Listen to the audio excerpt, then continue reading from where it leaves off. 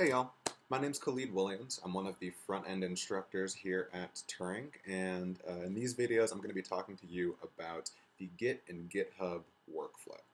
Git is what's known as a version control system.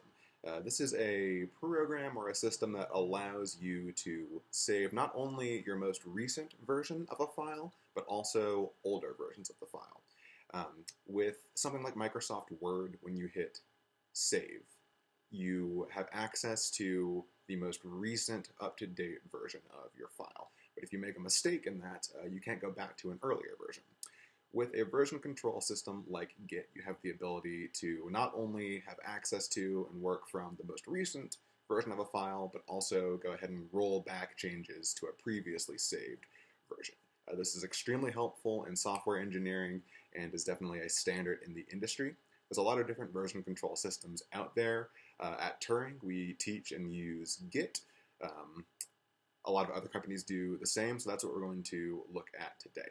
In this first video, we're going to go through setting up a new local Git repository on our local machines, and then talk about how to get that local code pushed up to GitHub so that you can access it remotely from anywhere. After that, we're going to look at the sort of basic Git workflow on our local machines. And then in the next video, we're going to go into grabbing existing code from GitHub, forking it, getting your own copy, getting that copy onto your local machines, and then making edits from there. So let's go ahead and get into it. All right, I'm over here in my terminal. I'm just going to check my current working directory to make sure that I'm in the right place. I'll do print working directory. And as you can see, I'm inside of my Turing directory, which is perfect. I'm going to start this thing out. Again, we're making a new local project. This project's going to end up being a sort of GitHub cheat sheet or a Git workflow cheat sheet that we're going to put online. So we're going to start out by just making a directory or a folder to hold this project. I'm going to say make dir Git flow cheat sheet. So I make a new directory and give that directory a name.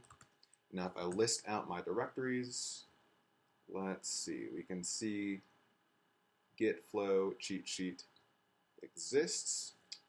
I'm going to go ahead and change directories into Git flow cheat sheet, and we're good to go. Now I'm in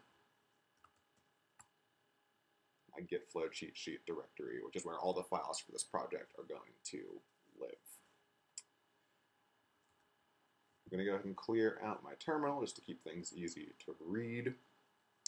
And from here, we can go ahead and create some new files. Let's get the basic file structure for this project set up. So I'm going to use this touch command to create some new files. We'll make an index.html file, we'll make a styles.css file, and then we'll make an index.js file so that we can get a little bit of user interaction in there.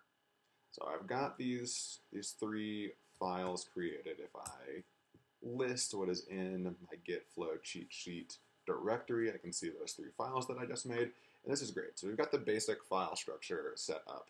Let's actually go ahead and make a README as well. READMEs are sort of like informational files for projects, and it's always a good practice to have one in a project that's going to be going on to GitHub, which is what we're going to talk about next. So we've got a file structure set up. Again, we can see these four files that we've created, so our next step is to get this directory set up to be able to use Git, which is our version control system. Git is the version control system that we use on our local machines. This is different from GitHub. GitHub is a repository that hosts different projects that are managed using Git. So right now we need to get this local project set up to use Git. In order to do that, we're going to say that we want to git init, which stands for git initialize this directory. And if we run git init here, we should get a message back saying that we initialize an empty Git repository in our current directory. Things might not look super different. If we just list out the files, the same ones are there. But if we list out all of the files that exist, you can see that we have this new hidden .git directory. This .git directory is what sort of saves the different versions of our project and of our files on our local machine. All right, so now we have access to some nice little commands. The first thing that I want to talk about is, let's go ahead and clear up the terminal.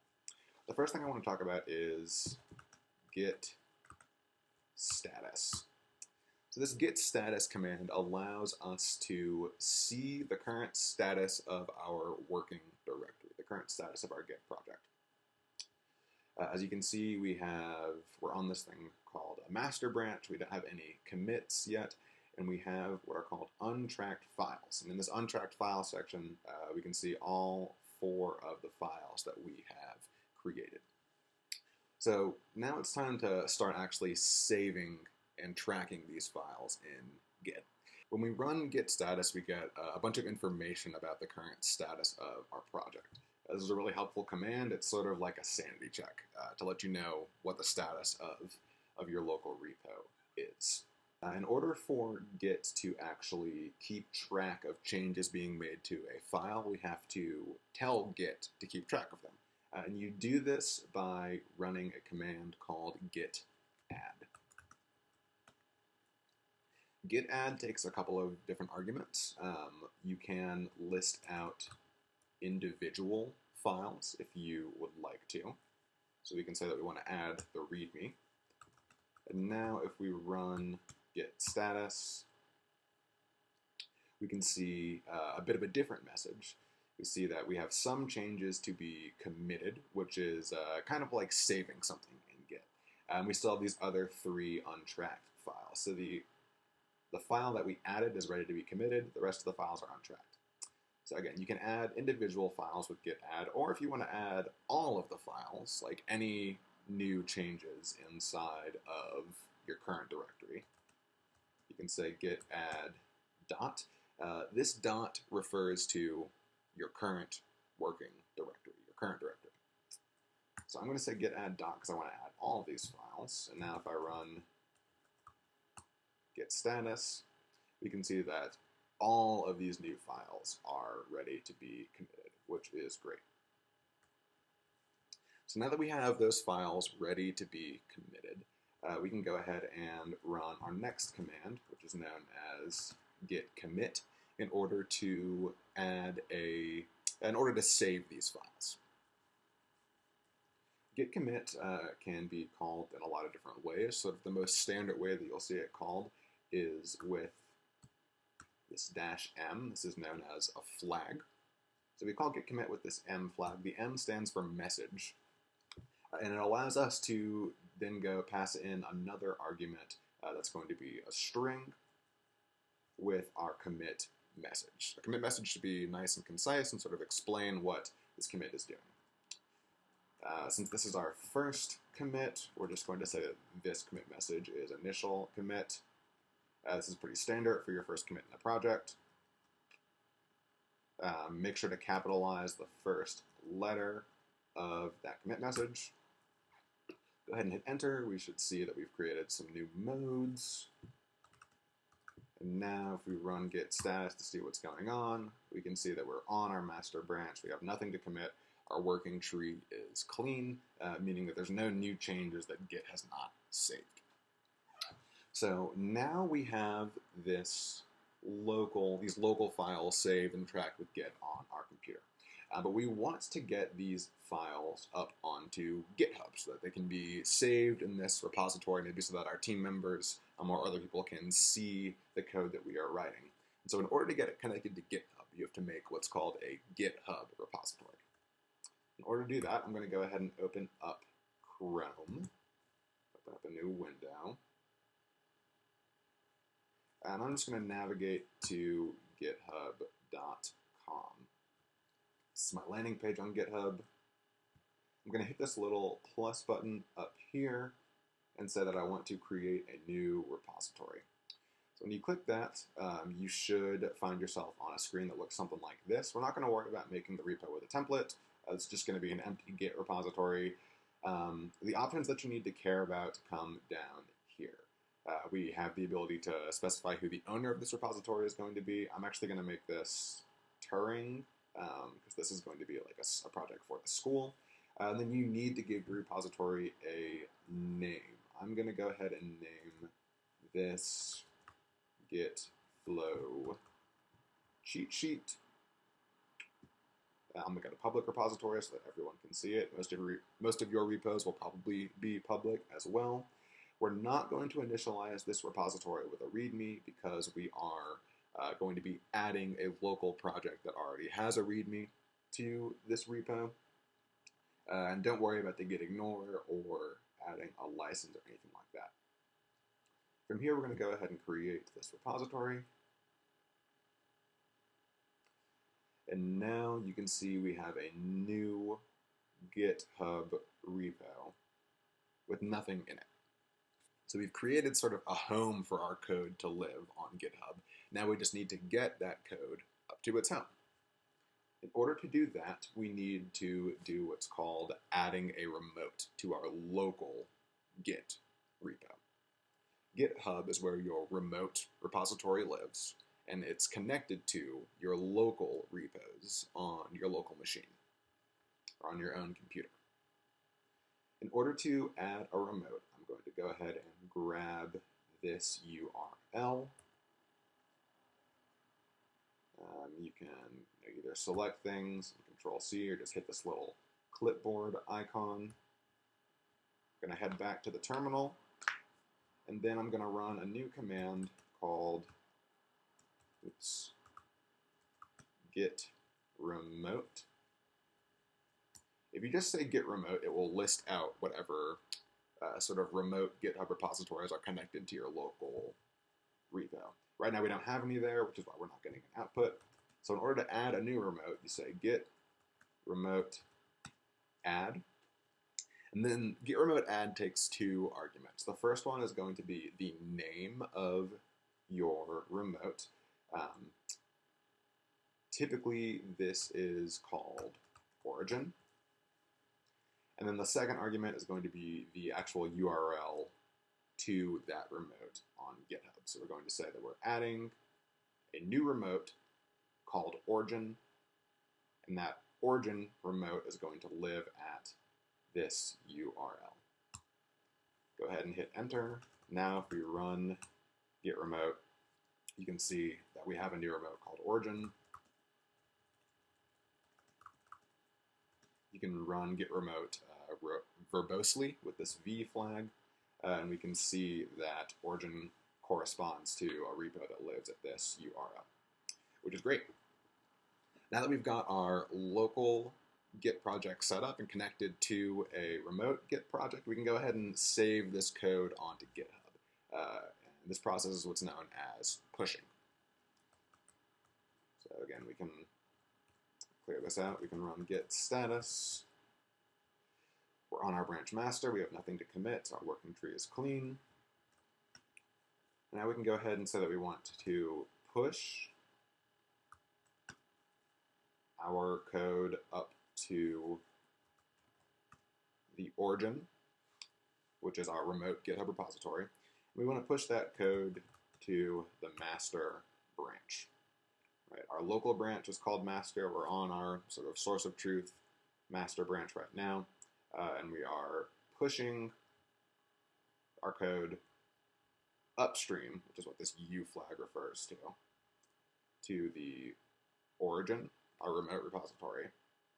We're going to push it up to the master branch on origin. The first time that you run git push on a branch is you have to use this -u flag. I'll throw you an error if you don't. Let's see, we should see an output like this. Git is telling us that it's set up a new branch master, which tracks, or that it's modified our master branch to track the remote version of master on our origin. Now if we go back to Chrome, back to GitHub, and refresh the page, all of our code is up there. We've successfully made a local Git project, pushed it up to a new remote on GitHub, which we created, and we've got our files stored and saved up here on GitHub. Now let's say we want to actually modify some of these files. Right, so we've got empty files on our local machine, empty files saved up on GitHub. Now we want to actually put something into these files.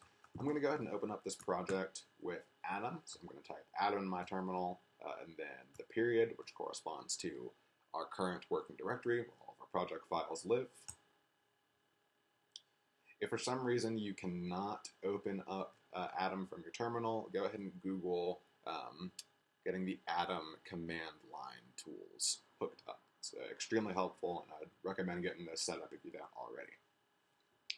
So from here, we've gone ahead and opened up our code editor, our text editor, Atom, and I'm just going to start things out by making a little HTML template. Let's see, we'll make a head.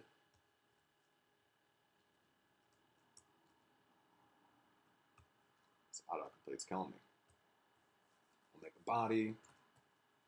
In that body, we'll go ahead and make an H1.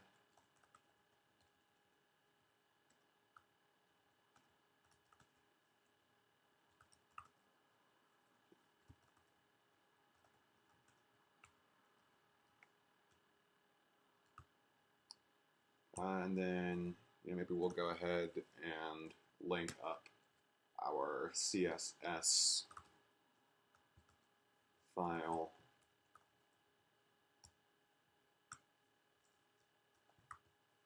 to this HTML as well. Oops.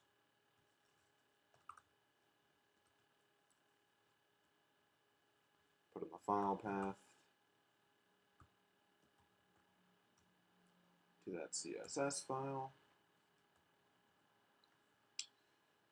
Cool. And if we go ahead and open up the index.html in a browser.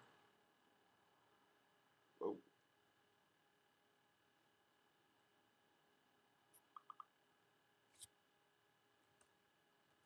Let's see where that one opened up to. Here we go. Opened up in the different browser than I was expecting. All right, if we go ahead and open up that index.html file in a browser, we can see that we've got some text coming onto our page now, which is awesome. Let's say that I want to go ahead and save these changes. We're going to go through that same GitHub workflow that we saw before, that same Git workflow that we saw before. I'm going to run Git Status. Now we see that our working tree looks a little bit different. We have some changes to the index.html file that we have not yet staged for commit. So we're going to go ahead and add the index.html file. Run Git Status. We can see that we're now tracking some of these changes. We're ready to commit them. So we're going to run Git Commit with a message and say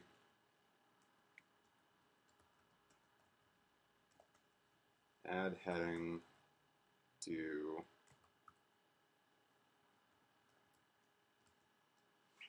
index.html. Now we can check our status. We can see that our local version of master is ahead of the remote version of master on origin by 1 commit. In order to publish these local commits, we need to run Git Push. We can go ahead and do that. Again, because we've already pushed something to the remote version of master, we don't need that U flag. You only need that the first time you push something on a new branch. Go ahead and push that up.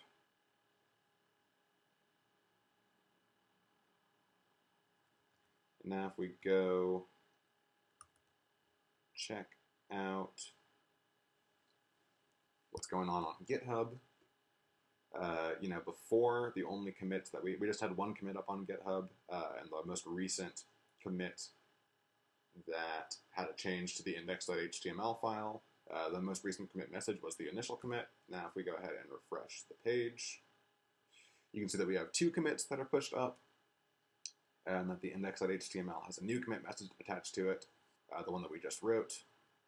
We can take a look at that file, and all of our changes to the code have been pushed up. I'm going to go ahead and finish building out this web page. In the next video, we'll take a look at pulling down code that someone else has already written, making changes to it locally, and then pushing those back up to GitHub. Thanks for watching.